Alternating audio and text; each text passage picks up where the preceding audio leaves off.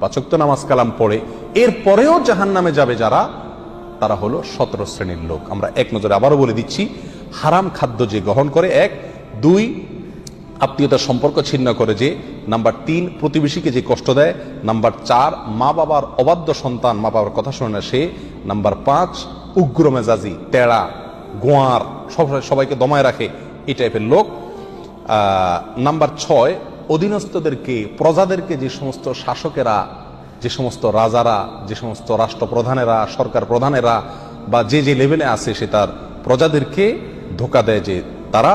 Number 7 অন্যের সম্পদকে অন্যায়ভাবে আত্মসাৎকারী ব্যক্তি। নাম্বার 8 উপকার করে কারোর খোঁটা দেয় যে ব্যক্তি, সে জান্নাতে যাবে না। নাম্বার 9 চগলখোর ব্যক্তি জান্নাতে যাবে না, মানুষের পিছনে কথা লাগায় বেড়ায় একজনের আরেকজনের কাছে। নাম্বার 10 অন্যকে নিজের পিতা হিসাবে, নিজের বাবাকে না বলে, পরিচয় না দিয়ে অন্যকে নিজের বাবা হিসাবে, পিতা হিসাবে পরিচয় দেয় যে ব্যক্তি, সে। নাম্বার 11 গর্ব এবং অহংকার করে যে ব্যক্তি, যার মনের ভিতরে অহংকার আছে, সেই জান্নাতে প্রবেশ করবে না। নাম্বার 12 রাসূলুল্লাহ সাল্লাল্লাহু আলাইহি সাল্লামকে যে ব্যক্তি ফলো করে না, তার নির্দেশকে মান্য করে না, সেই ব্যক্তি। নাম্বার 13 অকারণে তালাক কামনা করে, তালাক চায় যে মহিলা, সেই মহিলা।